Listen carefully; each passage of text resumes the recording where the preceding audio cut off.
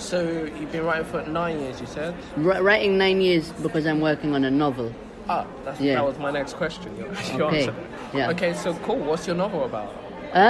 So I started it when I was 12, and to be really honest with this podcast, I was bored, and I just opened a piece of paper in a lined book, and I just started writing. And I guess I had seen a lot of, and it links back to the political themes. I'd seen a lot of cases on the news like Baby P, Victoria Kimball, and all of these other things. And the one thing that really struck in my mind was we only hear about them when it's too late. You know, we're never gonna see what happens beforehand because it's behind closed doors. Yeah. And I feel like as a society in the Western world, it's been the case of like we're kind of it only happens in third world countries. It only happens in XYZ countries, and we never will know it happening because it could happen right next door to you and you'll never know because you're not in that home. We turn a blind eye to kind of things that we feel are kind of beneath us. Yeah, because we do. Like, why would it happen to us? Yeah. Because we're kind of above it. Not that we're above it, but like kind of, I don't know, we're first world. We're kind of. Oh yeah, of course, take the chance. We're kind of desensitized to it because we don't see it so much happening, but we only see a fraction of what happens in the news. We only see the really, really worst cases. Yeah. But we don't think about it in the sense of, it doesn't have to be really, really worst cases for it to be really, really bad. Yeah. So it's just basically, it's not lighthearted. It is very gritty. It is very, it pulls at the emotions, and it's basically I've written it in a way where anybody in the world can pick it up and imagine it happening right next door to them. Okay. And the idea of it is to be a stepping stone in such a massive pond of basically blind eye and turning the. So would I read it as in like I'm reading I as in the first person, or is it? So it's following the journey of a fictional character, which has and I've taken and basically I've anonymized the things, but I've taken some things from what I've seen and the atrocities I've seen, and it's not as extreme, but it just basically speaks on topics of race, of racism, of child cruelty, child slavery, and how this fictional character basically finds himself, who he really is. It's got topics of foster care system. It's got and it's all just to basically shine a light onto people who may not have a voice. Even a lot of my poetry, even though it's a lot personal, a lot of it can be relatable because and it may be topics where people haven't spoke out on. Like one of the ones for me which I recently spoke out on was my letter to my dad, which is titled A Home Far Away From Home. And I was writing it and I was like, I'm not gonna cry. But at the minute I finished, I was bawling my eyes. But every time I perform that piece, a lot of people really find it relatable. And that's how I like to write, I guess. And it's how I've been writing since novel to poetry. I don't know, I find there has to be some sort of truth to what you're writing about.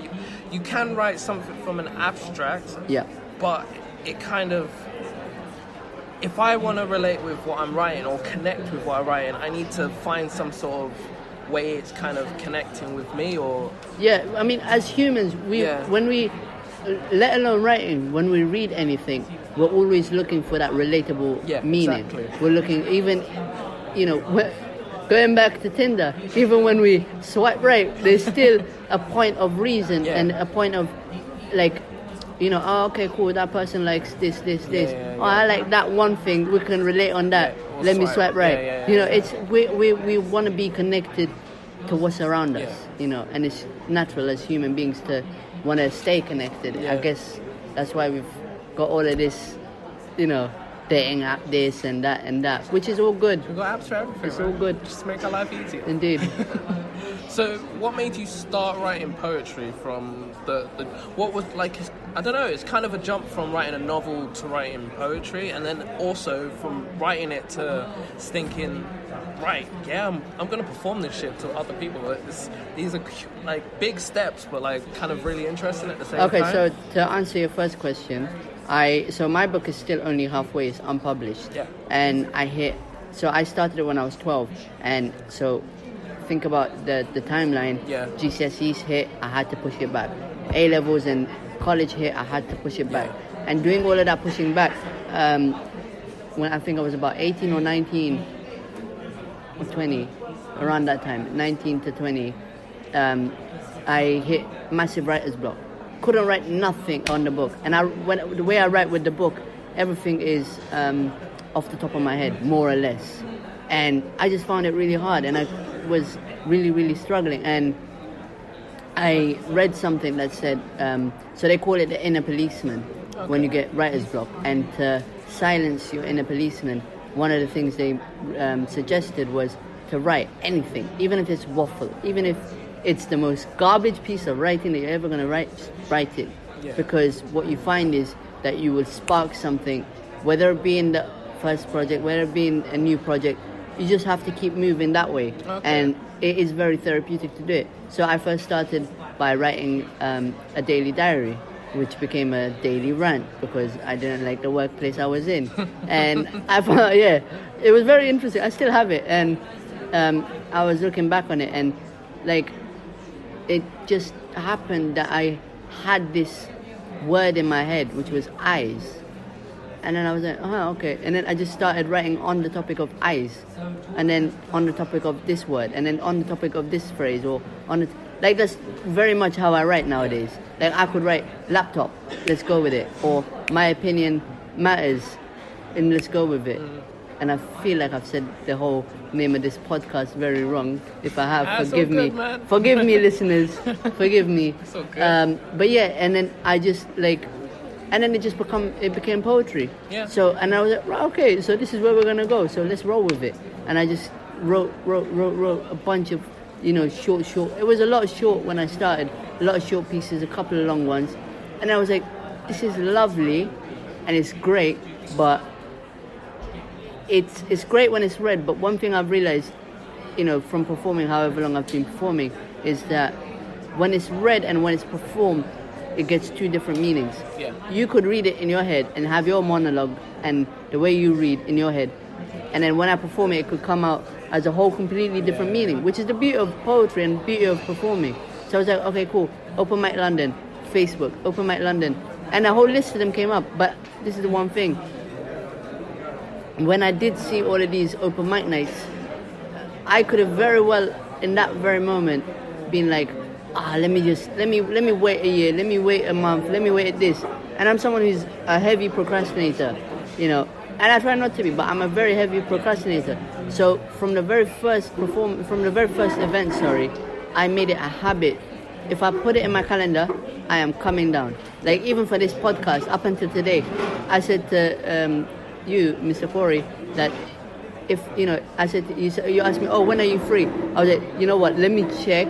Let me make sure that I have a date available, because I'm not going to tell you a date that I'm not going to be at. So that's the only reason why now I'm flooded with events, and I'm flooded with, a lot of people see me everywhere. And if I'm not one place, I'm in another place.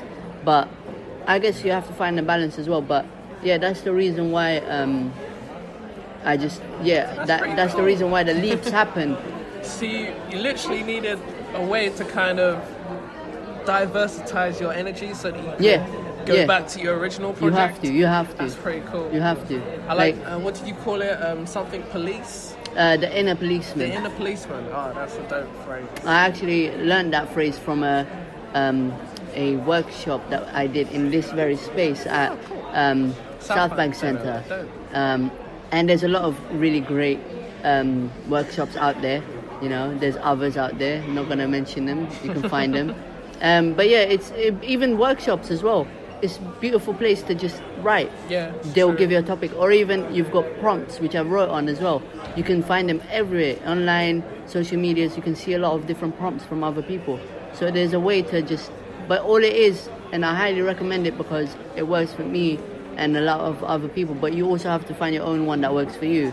But just write, whatever it is, just write. No one has to read it. No one has to perform it. No one has to, you know, it doesn't have to see the light of day. Yeah, but it's a nice medium just to get it. it's just out, for you. Yeah. It's like, I can't remember, I was at Chocolate Poetry Club. Which I'm going to. I haven't been this year, but I need to go back. But I can't remember who said it to me, but someone said that a poem is like a one-night stand, whereas a novel is like a full-time lifelong commitment. Yeah. It's a marriage. Yeah, it's a marriage. Yeah, there's no divorce in that one. Yeah. No, I mean, no, but no, you know what? I would disagree. Okay. I would say that they're both, you're both invested in them equally, because a lot of, like, I don't do it that much, but a lot of poets and a lot of spoken word artists draft and redraft and redraft and redraft. Yeah. And like there's a couple of people I've spoken to, they're like, yeah, it will never be finished. Yeah, but it's as finished as it is right now. Yeah. And I feel like you have to invest X amount of time in both equally. Yeah. And I feel like it's both because it's product of your labor. Yeah, You've put in all that time. It's not it's not a hit it and quit it type of thing. It's like you're doing one poem, you're doing another poem, you're going back to the other poem because you got an idea from the other poem. It is back and forth. It's true. You know, so it's both marriage. You know, it's true. I just like the fact of once I do finish a poem, that is done. Yeah, and I can see why they said that. Yeah, that's all it is. It's no, it in my makes mind. sense. It makes sense. It's just more like it's just on the page, and I can just revisit this thought. Yeah. So that's why I recommend just. Oh, and writing another thing I anything down. recommend as well is if you get ideas on travel and whatever. I'm someone who's got memory of a sieve, so you take that note down because you're not going to remember later on. It's true. Believe me, the amount of times where, and the worst thing is, like, my creative flow usually comes late at night, and it's like I'm about to sleep. I do not want this in my mind, but I have to get it down, otherwise in the morning it's gone. Do you know what I find? The questions that I want answered, you answer them in the like when you're talking. I'll just go back over my. It's like, that's what I was gonna ask because I had this written down. What do you do to get over? What do you do when you hit the wall? Like, how do you get over it? I know what you do. Like, that was what brought you into poetry. Yeah. Where do you want to take your words? That's a very good question. Where do I want to take my words? I mean, I've thought about it a lot. And a lot of people, you know what the funny thing is?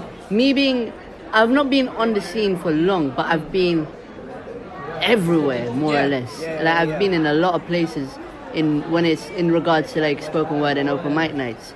And I feel like exposure for me I've always said, I'm just getting my foot in the door. I'm just getting my foot in the door. And to be honest, I will not know until I hit a point, and I will only know when I do hit it, where, okay, my whole leg is in the door now.